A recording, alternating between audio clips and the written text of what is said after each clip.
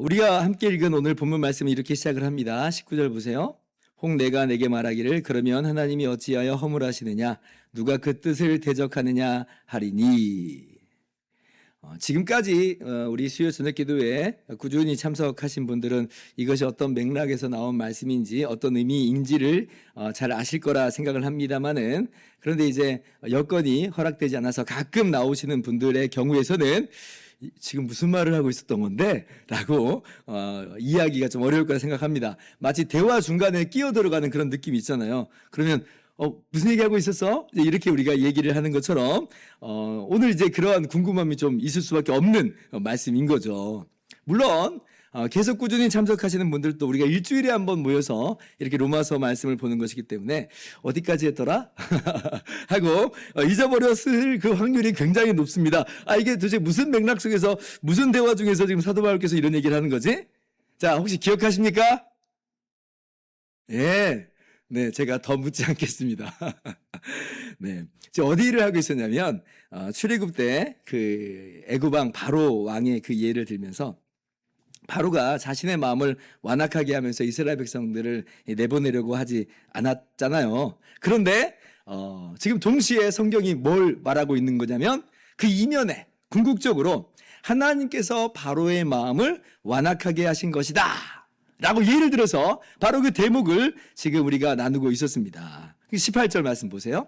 같이 읽어볼까요? 시작. 그런즉 하나님께서 하고자 하시는 자를 긍휼히 여기시고 하고자 하시는 자를 완악하게 하시느니라. 그죠? 하고자 하시는 자를 완악하게 하시느니라. 바로가 지금 자기가 자기의 마음을 완악하게 한 건데, 그런데 동시에 그것은 하나님이 그의 마음을 완악하게 하신 것이기도 하다는 것이에요. 그러니 참 너무나 놀라운 이야기입니다. 성경에서 이렇게 알려주시니까 우리가 비로소 오늘 이 진리를 알게 된 거예요. 이 진리를 알기 전까지는 우리 어떻습니까? 전적으로 우리의 원함을 따라서 아무런 제약 없이 우리가 선택하고 우리가 행동하는 것으로만 그렇게 알고 있었는데, 실제 우리가 그렇게 살고 있는데, 그런데 그 이면에 궁극적으로 하나님의 정하심이 있는 것이구나 깨닫게 된 거예요. 우리의 일상뿐 아니라 특별히 구원 차원에서도 하나님의 정하심이 있는 것이고 그 정하심대로 되는 것이로구나 하는 거예요. 여러분, 이것은 우리가 하나님의 이러한 정하심을 알고 느끼고 그래서 무슨 저항하고 또 무슨 그걸 수긍하고 이런 차원의 이야기가 아닙니다. 이건 정말 그야말로 하나님 차원에서의 하나님의 일하심이에요. 성경이 이렇게 이 진리를 알려주시니까 비로소 우리가 그렇구나라고 알게 되는 것이다 라고 하는 것이에요. 그래서 우리가 하나님께 책임의 화살을, 어떤 죄의 책임을, 어떤 악한 일의 책임을 하나님께 돌릴 수 없는 것은, 예를 들면 하나님 때문에 내가 이렇게 나쁜 선택을 한 거라고요, 하나님 때문에 내가 이렇게 완악하게 된 거라고요 라고 할 수 없는 것은 왜 그래요? 우리가 이 진리를 성경을 통해서 알게 되었다 뿐이지 실제 삶 속에서 우리는 어떻게 살아가요? 정말 자유롭게 우리가 원하는 대로 우리가 선택하고 우리가 결정하고 그렇게 살고 있거든요. 그러니 하나님께 책임을 돌릴 수 없어요. 왜냐하면 우리는 그야말로 우리의 자유로운 의사로서 그렇게 정하고 행동하고 있기 때문에 그렇습니다. 그래서 이러한 하나님의 정하심, 특별히 이제 영원전부터의 이 하나님의 구원으로서의 정하심을 우리가 예정이라고 하는데요. 종교개혁자 칼빈은 그 유명한 저작인 기독교 강요에서 이 예정을 어디에서 다루냐면 제3권 21장에서 다룹니다. 기독교 강요 3권이요. 그 전체가 구원론이에요. 구원론. 그러면 우리가 생각할 때는 예정이 논리적으로 제일 먼저 있는 것이니까, 하나님의 정하심이 제일 먼저 있는 거니까 1장에 나와야 될 거라고 생각을 하는데, 그런데 지금 칼빈은 1장에 쓰질 않아요. 오히려 이 구원론의 후반부인 구원에 대한 이야기를 어느 정도 다 한 다음에 그리고 21장에 가서야 이야기를 하는 것입니다. 물론 이제 예정은 이제 영원전의 택하심에 대한 내용이지만 역사 속에서 하나님의 정하심, 이것도 이제 같은 맥락인 거예요. 하나님의 정하심대로 되는 거니까. 그러니까 칼빈이 그러면 왜 그렇게 21장에 가서야 그 이야기를 하는가라고 할 때 이게 의도가 있습니다. 여러분, 구원이요, 이게 하나님의 택하심인가 아닌가? 하나님의 정하심인가 아닌가? 하나님의 택하신 자인가? 하나님의 택하신 사람이 아닌 것인가? 라고 따지고 드는 것부터 시작해야 되는 것이 아니라라고 하는 것입니다. 오직 그 일이 이루어지고 또 맞춰진 후에야 우리는 그제서야 이것이 하나님의 정하심이었구나. 정하시는 대로 된 것이구나. 라고 알게 되는 것이고. 그래서 우리는 뒤를 돌아다 보면서 하나님의 정하심을 알게 되면서 그때서야 이제 겸손하게 되는 거예요. 내가 믿은 줄 알았더니 하나님의 정하신 대로 내가 믿는 거였구나. 라고 겸손해지고 영광은 하나님께 돌리게 되는 이제 그러한 면에서 구원론의 후반부에서나 신자에게 주시는 교리로서 우리가 알게 되는 거예요. 그리고 이러한 정하심이 사실은 영원 전에 하나님의 정하심이니 그 영원한 하나님의 계획 가운데서 이루어지는 것이니 앞으로 어떻게 될지 내가 알지 못하겠다라고 불안함 속에 우리가 살아가는 게 아니라 하나님의 영원하신 변함없는 계획 가운데서 이루어지는 것으로서 내가 지금 예수 믿는 내가 참으로 구원받은 자라고 하는 것을 분명히 우리가 확신할 수 있는 그런 면에서 그래서 우리가 참된 안식을 누리는 그 측면에서 이 예정에 대한 내용이 구원론의 후반부에서 나오는 거예요. 그러니까 우리는 처음부터 예정인지 아닌지 따지고 들면서 그렇게 할 수 있는 존재들이 아닙니다. 왜냐하면 우리는 하나님의 정하심에 대해서 전혀 알지도 못하고 느끼지도 못하고 인지조차도 못해요. 근데 어떻게 우리가 따지고 들면서 거기서부터 우리의 구원을 시작해보자 그렇게 이야기할 수 있겠어요? 그럴 수 없다라고 하는 것입니다. 오직 겸손함을 우리 가운데 주는 것이요.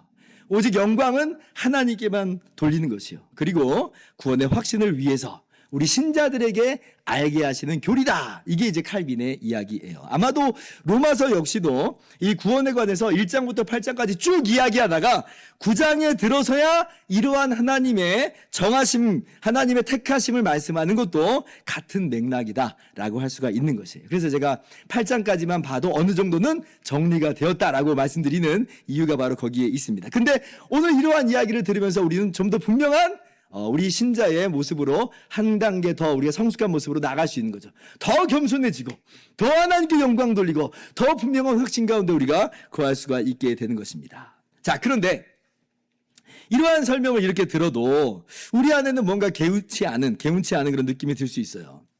아니 어쨌거나 그래도 다 결정되었다는 거 아니야. 어떤 사람은 구원으로 어떤 사람은 멸망으로 결정되었다면 하나님이 정해버리셨다면 그건 내가 아무리 발버둥 쳐도 그 결과를 벗어날 수 없다는 그런 이야기 아니겠느냐라고 그런 막 찜찜하며 막 듣는 거예요. 아니 그러면 내가 선택하고 결정하여 행한다 한들 이게 무슨 의미가 있는 것이냐라고 하는 식의 소위 운명론, 숙명론적인 사고가 이 마음속에 쑥 올라옵니다. 어떠세요? 제 이야기를 들으니까 그런 생각이 막 스치고 지나가죠? 그러니까 그런 생각이 스치고 지나갔다라고 하는 건 여러분 지금까지의 저의 설명을 정말 잘 따라오고 있다는 거예요. 잘 이해하고 있다는 겁니다. 어떤 측면에선. 자, 그런데 동시에 설명이 좀 더 필요하다는 이야기예요. 설명이 좀 더 필요합니다. 여러분 그러면 운명론, 그러니까 숙명론하고 이러한 하나님의 정하심하고는 이게 어떤 차이가 있는 거냐? 언뜻 보면 유사해 보이지만 그러나 여러분 이 둘 사이에는 엄청난 차이가 있습니다. 여러분 이걸 좀 아셔야 돼요. 첫 번째 차이는 뭐냐? 소위 운명론은 인격적인 하나님의 정하심이 아닙니다. 소위 이제 운명론, 숙명론의 대표적인 게 뭐냐면 사주팔자 아니에요? 그죠? 근데 사주팔자를 보면 거기 뭐 태어난 날, 태어난 시에 따라서 이 사람이 기계적으로 운명을 타고나고 그 운명에서 벗어날 수 없는 것처럼 이야기해요. 그러니까 여기엔 인격적인 하나님의 정하심 이런 거 없습니다. 전혀 없어요. 그냥 기계적인 그러한 결론만 이제 가지고 있는 것이에요. 이게 첫 번째 차이고 두 번째 차이 이걸 여러분 아셔야 돼요. 두 번째 차이는 뭐냐면 운명론은 이 숙명론은 결과만을 이야기합니다. 결과만 정해진 거예요. 그런데 하나님의 정하심은 결과뿐 아니라 그야말로 모든 것을 정하시는 정하심이에요. 결과뿐 아니라 모든 과정, 그 외적인 과정은 물론이요, 그 내적인 심리 과정조차도 인격적인 하나님의 정하심 가운데 이루어지는 것이다 라고 하는 거예요. 하나님께서 하고자 하시는 자를 완악하게 하신다 그랬잖아요. 잠언 21장 1절도 봅시다. 왕의 마음이 여호와의 손에 있음이 마치 보의 물과 같아서 그가 임의로 인도하시느니라. 어떤 결과나 어떤 환경이나 어떤 행동만을 지금 규정하고 정하시는 게 아니라 그 마음까지도 심지어는 아무도 알 수 없는 그 심리까지도 하나님이 움직이시는 대로 움직여가는 거다라고 하는 것이 이게 바로 이제 하나님의 정하심. 그러니까 하나님의 정하심이라고 하는 이 내용은 광범위하죠. 전부예요, 전부. 우리가 살아가는 모든 것. 이 우주의 모든 것 심지어는. 이러한 하나님의 정하심의 이 작동 원리, 이 메커니즘은 그래서 우리가 다 헤아릴 수가 없습니다. 왜냐하면 이건 우리의 수준의 이야기가 아니에요. 그러니까 창조주 하나님의 이야기예요. 그러니까 어떻게 하나님이 일하신다는 건가? 이게 무슨 우리가 알 수 없는 하나님의 비밀하신 어떤 신적인 설득 과정으로 그렇게 우리의 마음을 움직여 가신다는 것인지 우리 강요나 강제를 느끼는 건 아니잖아요. 어쩔 수 없이 하는 건 아닌데. 근데 신묘막측한 하나님의 설득 과정이 이 안에 있는 것인지 아니면 마치 작가가 어떤 등장인물의 심리를 그렇게 기술하는 것과도 같은 그러한 식의 하나님의 메커니즘 작동 원리인 건지 아니면 이거 말고 또 다른 어떤 원리인 것인지 우리는 전혀 알 길이가 없어요. 하나님의 정하심을 우리가 우리 수준으로 헤아릴 수는 없는 겁니다. 그러나 성경이 알게 하시는 바는 뭐예요? 모든 것이 심지어 인간의 마음조차도 하나님의 정하심에서 예외는 아니다. 벗어나지 않는다라고 하는 것이에요. 우리가 지난주에 에베소서 1장 5절을 보면서 이렇게 하나님의 우리의 구원으로서의 예정하심, 영원전의 예정을 우리가 함께 읽게 됐는데 이번엔 에베소서 1장 11절 봅시다. 11절 보시면 자, 모든 일을 그의 뜻의 결정대로 일하시는 이의 계획을 따라 우리가 예정을 입어 그 안에서 기업이 되었으니. 자, 보세요. 모든 일을 그의 뜻의 결정대로 일하시는 이, 그러죠. 누구를 말씀하는 거예요? 하나님이에요. 하나님 어떤 분이라는 거예요? 모든 일을 그의 뜻의 결정대로 일하신다는 거예요. 예외가 없어요. 우리의 구원은 물론이고 만사와 모든 것들이 이루어지는 그 모든 것들이 인간의 심리까지도 사실은 하나님의 뜻의 결정대로 이루어진다는 겁니다. 모든 거예요, 모든 거. 참새 한 마리도 그래서 하나님이 허락하시지 않으면 떨어지지 않는다. 마태복음 10장 29절에 말씀하죠. 여러분, 참새 하나 떨어지는 거 한번 생각해 보세요. 여기에 얼마나 많은 원인들이, 얼마나 많은 이 조건들이 개입되는지 혹시 아세요? 한번 생각을 한번 해보세요. 참새 한 마리가 왜 하필 저 자리에 앉아 있는 걸까요? 왜 하필이면 이 참새가 이때 딱 날아가는 걸까요? 다른 참새도 아니고. 벌레 먹으려고 날아가는 걸까요? 아니면 뭐 그냥 날고 싶어서 날아가는 걸까요? 아니면 어떤 다른 새에 쫓겨 날아가는 걸까요? 또 포수는 왜 또 저 참새를 잡으려고 하는 거예요? 그 아침에 또 무슨 일이 있었는데요? 이런 식의 얘기를 따져보면 어마어마한 환경과 어떤 조건들이 여기에 개입되는 것인데 근데 하나님께서는 이 참새 한 마리 떨어지는 이 모든 것에 있어서도 모든 세부 과정과 모든 미세 조정들을 다 하나님의 정하심 가운데서 일하신다는 겁니다. 그러니까 이걸 우리가 헤아릴 수 있냐는 거예요. 우리 수준의 이야기냐는 겁니다. 아니라는 거예요. 하물며 여러분 그 참새도 그럴 텐데 말씀의 의도가 그래요. 정말 작아 보이는 이 참새 한 마리 떨어지는 일도 그럴 텐데 다른 모든 일 그것보다도 훨씬 더 복잡한 그 모든 일 이것도 다 하나님의 허락하심 가운데 이루어진다는 겁니다. 우리 수준의 이야기는 아니에요. 그래서 하나님의 이 정하심이라고 하는 것은 결과만 아닙니다. 운명론은 결과만 이야기하고 있어요. 그러나 성경에서 말씀하는 하나님의 정하심은 모든 것을 포괄하고 결과뿐 아니라 우리의 과정과 모든 우리의 마음까지도 다 포괄하는 바 정말 너무나도 깊고 넓고 광대한 하나님의 정하심이다. 그래서 뭐 우리가 아무리 길을 써도 내 운명을 내 결정을 바꿀 수 없다라고 하는 그런 것이 아닌 것입니다. 왜냐하면 결과는 물론이고 그 과정도 다 하나님의 정하심 가운데 있기 때문에 그래요. 그래서 한번 생각해 보세요. 하나님의 정하심이 있다고 하니까 그래서 자포자기하고 그냥 길을 안 쓰고 아무것도 이루지 않았어요. 그러면 이게 뭐예요? 그 결과만 정하신 게 아니라 모두 정하심이 되는 거예요. 자포자기도 정하심입니다. 자포자기도 정하심이고 뭔가를 이루지 못한 것도 정하심이에요.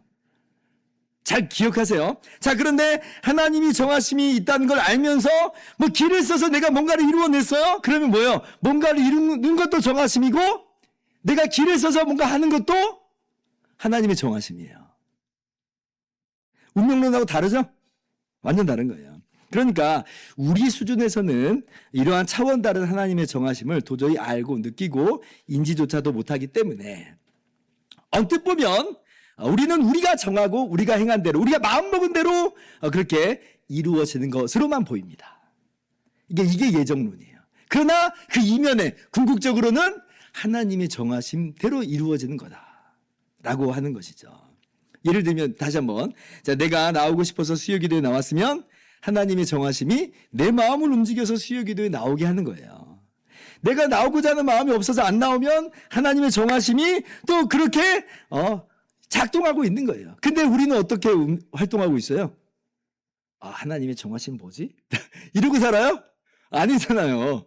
우리는 오늘 수요기도에 갈까 말까 하는 가운데서 그래 오늘 가야겠어 라고 하면서 나온 거예요. 여기에 어떤 다른 게 개입되어 있지 않아요. 내가 나오고 싶은 거예요. 그죠? 그러니까 이것도 다 하나님의 정하심입니다. 그래서 우리 차원에서는 모든 게 마치 나에게 달려있는 것처럼 보입니다. 나의 어떤 행동, 나의 구원조차도 심지어는 마치 나에게 달려있는 것 같은 그런 것들이 사실이에요. 언뜻 보면. 그러나 하나님의 정하심이 그 가운데 있다. 그래서 이렇듯 하나님의 정하심이 있다고 해서 나의 자유와 나의 원함, 선택, 행동이 제한받고 그래서 어쩔 수 없이 내가 이렇게 된 거야 라고 하는 것은 절대로 아닌 것이고요. 그렇게 어쩔 수 없이 그렇게 된 것이 아니라라고 하는 이상은 우리는 숙명론적인 사고와 자포자기인 행동에 빠질 필요가 없고 또 책임도 하나님께 돌릴 수가 없는 것이에요. 조금 어렵지만 이것이 성경에서 말하는 거구나 라고 우리가 알아야 되는 것입니다. 자, 그런데 이렇게 설명을 해도 하나님의 선택, 하나님의 정하심에 대해서 여전히 막 반발심이 막 있을 수 있어요. 아니 그래도 어쨌거나 하나님의 정하신 대로 된다는 거 아니야. 내가 자유롭게 원하고 행동한다고 해도 그 하나님의 정하심이라고 하는 게 있다는 게 싫고 그냥 나는 하나님의 정하심을 매이지 않는 그런 정말 하나님의 정하심하고도 이 단절된 완전한 어떤 자유로운 존재가 되고 싶어. 라고 하는 이제 이러한 이 마음이 막 사람 가운데 있을 수가 있어요. 그게 이제 오늘 19절의 이 내용인 것이에요. 하나님께서 어찌하여 허물하시느냐? 누가 그 뜻을 대적하리요? 어쨌거나 다 하나님이 정하신다는 거 아니야. 내가 아무리 나의 원함대로 행한다고 해도 그게 다 하나님의 정하심이라고 한다면 나는 그게 정말 싫어! 라고 하는 거예요. 그죠? 그래서 그런 식으로 얘기하면 하나님께서 사람을 책망하시면 안 되지. 나가서 아니 하나님께서 왜 그렇게 하시는 거야? 라고 하면서 이제 하나님께 막 화살을 돌리고자 하는 마음이 든다는 것입니다. 그러니까 설명을 잔뜩 들어도 이런 이 마음을 품을 수가 있다는 것이에요. 그러면 이제 여기에서는 대답이 이제 한 가지입니다. 20절 보세요. 교독합시다. 이 사람아 내가 누구이기에 감히 하나님께 반문하느냐. 지음을 받은 물건이 지은 자에게 어찌 나를 이같이 만들었느냐 말하겠느냐. 21절.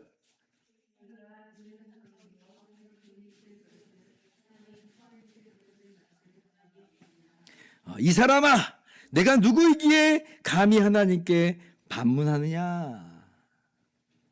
이게 무슨 얘기예요? 우리가 하나님께 따지고 둘 수 있는 그런 위치, 우리가 그렇게 하나님과 대등한 존재가 아니라고 하는 것을 분명하게 선언하는 겁니다.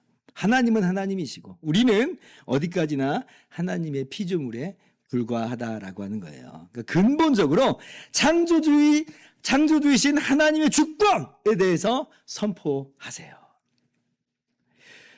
여러분 우리가 이 하나님의 정하심에 대해서 두고 생각할 때 이게 하나님께서 알게 하시는 것으로 우리가 비로소 이 논의가 시작이 된 것인데 근데 하나님의 이 정하심에 대해서 생각을 할 때 우리는 우리 자신이 피조물이라고 하는 어떤 구조적인 한계로 인해서 자꾸 이제 하나님의 정하심을 어떤 수준으로 끌어내리려고 하냐면 우리 수준의 이야기로 끌어내리려고 합니다. 이게 우리의 구조적인 한계예요. 왜냐하면 우리는 그렇게 유한한 존재거든요. 그렇지 않으면 이해가 안 되는 거예요. 우리는 무한하신 하나님을 설명하고 이걸 헤아릴 수가 없어요. 그러니까 무한하신 하나님의 정하심을 우리가 이해가 안 되니까 자꾸 우리는 하나님의 그 정하심을 우리 수준으로 낮춰서 이야기하려고 합니다. 그래야지 이해가 되고 그래야지 대화가 되거든요. 우리 수준에 맞추려고 하는 거예요. 이 말은 뭐예요? 하나님을 피조물 수준으로 지금 격화시킨다는 거죠. 하나님의 존재는 물론이요, 하나님의 일하심을 마치 우리 수준으로 끼워 맞춰서 이야기하는 그러한 모습이다. 맘먹으려고 하는 거죠, 쉽게 말하면. 또 한편으로는 내가 그렇게 하나님과 대등한 존재처럼 교만함이 그 안에 깃들어 있어요. 내가 하나님을 마치 이해할 수 있는 것처럼 하나님의 일하심을 다 헤아릴 수나 있는 것처럼 나 스스로를 굉장히 높이는, 그래서 하나님 한번 이야기 한번 해봅시다. 뭐 이런 식으로 이제 자기가 하나님 되려고 하는 교만이 이 안에 녹아 있다는 거죠. 그러나 바울 사도는 분명히 선언합니다. 그렇지 않다는 거예요. 하나님은 하나님이시고 우리는 하나님의 어디까지나 피조물에 불과한 것이다. 오히려 우리가 그래서 깨달아야 될 것은 뭐냐? 하나님의 정하심을 알게 됐다면 그러면 우리는 어떻게 하면 되냐면, 하나님이 정하셨으니까 뭐 어쩔 수 없네 이런 식의 반응이 아니라, 하나님의 정하심이라고 하는 게 있는 거구나 라고 하면서, 그러면 우리가 예수님 회개하고 예수 믿으면 되는 거예요. 그잖아요. 하나님의 정하심이 있어. 그러면 나는 회개하고 예수 믿어. 내가 하나님의 정하심과 하나님의 안 정하심을 논할 위치에 있는 게 아니라 내가 믿으면 되는 거예요. 여기서 다른 논의가 필요해요, 안 필요해요? 안 필요해요. 우리가 그냥 믿으면 되는 겁니다. 그러면 돌아섰을 때 하나님의 정하심이 나에게 주어진 것이구나, 우리가 그렇게 아는 거잖아요. 똑같은 개념이 지구상의 모든 사람들에게 다 해당되는 거예요. 저 사람 정하셨습니까? 안 정하셨습니까? 이렇게 따지고 있을 게 아니라 그 사람들이 다 예수님 믿으면 되는 거예요. 회개하고 예수 믿으면 됩니다. 왜 안 믿습니까? 결국 하나님께서 믿지 않게 하신 거 아닙니까? 따지고 들 게 아니라는 거예요. 그들이 믿으면 돼요. 믿으면 돼요. 왜냐하면 우리 차원에서는 제가 반복해서 말씀드립니다만은 하나님의 정하심을 우리가 인지조차 못한다니까요. 우리는 우리의 원함대로 살아가는 것처럼 보여요. 하나님의 창조주됨의 창조주 수준의 이야기를 우리 수준으로 끌어내리지 말라는 거예요. 믿으면 됩니다. 우리가 느끼는 자유는 100%의 자유예요. 누가 여기서 100% 자유대로 안 행한다고 하는 사람이 어디 있어요? 완전히 자유롭게 행하잖아요. 우리가 원하고 행하잖아요. 그런데 우리가 마치 하나님과 대등하듯이 하나님 차원의 일을 논한다고 하는 건 월권이다. 그것은 망령된 일이다라고 하는 거예요. 하나님의 정하심이 있음을 알고, 그리고 우리는 믿으면 되는 겁니다. 그러면 이것이 하나님의 정하심인 줄을 알고, 나를 정하신 하나님의 은혜를 깨달으면서, 정말 우리가 행한 것이 아닌데, 우리의 조건 때문에가 아닌데 하나님이 그냥 우리를 그렇게 정하여 주셨으니, 아까 말씀드린 것처럼 겸손함으로 나가고 자랑할 게 없잖아요. 그리고 영광은 하나님께만 돌리는 것이고, 그리고 우리가 이 하나님의 이 정하심 가운데, 계획 가운데 있음을 알고 분명히 확신 가운데 나아갈 수가 있게 되는 것이죠. 그러니까 우리는 하나님과 우리 사이에 이 무한한 격차, 무한한 거리를 반드시 깨달아야 됩니다. 거기에서부터 겸손하게 무릎 꿇어 가면서 하나님 앞에 나아가야 되는 것이고, 하나님의 정하심을 깨닫고 그 안에서 그 뜻을 발견하고 해석하며 그렇게 하나님께서 말씀하시는 것까지, 여기까지 알려주셨구나 라고 하는 것을 그렇게 알고 멈춰야 돼요. 이 이상 우리가 하나님에 대해서 더 알 수 있는 도리는 없으니까. 그래서 이 종교개혁자들이 하는 말이, 성경이 가는 데까지 가고 성경이 멈추는 데서 멈춰라 그럽니다. 어떻게 된 겁니까? 마치 우리가 하나님과 대등한 존재가 되는 것처럼 따질 수 있는 우리 수준은 절대로 아니라고 하는 거죠. 한번 생각해 보세요. 우리의 주변과 우리 환경과 우리 우주와 인생의 문제 다 알아요? 아니 그것조차 다 모르는 판에 이 모든 것을 창조하시고 만사를 운행하시는 하나님과 어떻게 대등하듯이 우리가 하나님을 상대하면서 따지고 들면서 나아갈 수 있는가? 가당치가 않다라고 하는 것이죠. 멈추게 하시는 곳에서 멈춰라. 이 사람은 너가 누구이기에 하나님께 반문하느냐. 그러면서 우리가 잊지 말아야 될 건, 하나님의 이러한 정하심에는 어떠한 허물이 없다는 것입니다. 하나님께서 무슨 죄의 창조자라든지 뭐 악을 그렇게 이 땅 가운데서 이제 이루게 하시는 어떤 나쁜 하나님이라든지 그렇지 않다는 거예요. 우리가 무엇을 보면서 아냐면, 하나님께서 알게 하시는 부분까지 우리가 아는 거예요. 하나님께서 만물을 창조하신 그 창조를 보세요. 하나님 보시기에 좋았더라 그러죠? 선하신 창조예요. 야, 하나님은 정말 정하신 대로 행하시는데, 이 아름다운 이 세상을 보면 하나님은 정말 선하신 하나님이구나, 허물이 없구나. 사람을 하나님의 형상대로 만드신 것을 볼 때, 그리고 사람에게 복 주신 것을 볼 때, 하나님은 정말 하나님의 정하심은 어떤 허물이 없는 거구나. 그리고 십계명으로 대표되는 바 공의로우신 하나님의 성품이 반영된 이 율법을 보면서 하나님은 정말 공의롭고 의로우신 분이구나. 무엇보다도 죄인을 구원하시고자 하나님의 아들이 친히 사람이 되어오신 우리 주님의 십자가를 볼 때 하나님의 정하심과 정하심대로 일하시는 하나님은 어떤 폭군이 아니고 어떤 횡포를 부리는 게 아니라 하나님의 정하심은 정말로 너무나도 선하시구나, 완전하시구나, 의로우시구나 라고 하는 것을 우리는 분명히 아는 거죠. 만약에 그렇지 않다면야 하나님이 정하신 대로 행하시는데 어떻게 하나님의 아름다운 창조와 인간의 창조와 하나님의 의의 율법인 이 율법과 십자가를 볼 때 아니 어떻게 우리가 하나님은 불의하시다라고 말할 수 있겠어요. 정하신 대로 행하신 하나님이신데 하나님은 의로우시다. 하나님은 거룩하시다. 사랑이 많으시다. 우리가 그 신적인 하나님의 작동 방식을 다 헤아리지 못할 뿐이지 우리가 하나님께 따지면서 나갈 수 있는 존재가 아니라라고 하는 겁니다. 오히려 우리는 하나님의 형상대로 지음받았지만 우리가 오히려 그 하나님의 형상대로 지음받은 그 능력으로서 정말 우리에게 주신 그 자유로서 우리는 죄에 빠져버렸어요. 그러나 하나님께서 그런 우리를 불쌍히 여기셔서 그리스도 안에서 택하여 주셨고 그분의 피로 구원하여 주신 이 놀라운 은혜를 우리는 전적으로 감사하고 찬양해야 하는 것입니다. 22절 이하를 봅시다. 만일 하나님이 그의 진노를 보이시고 그의 능력을 알게 하시고자 하사 멸하기로 준비된 진노의 그릇을 오래 참음으로 관용하시고 23절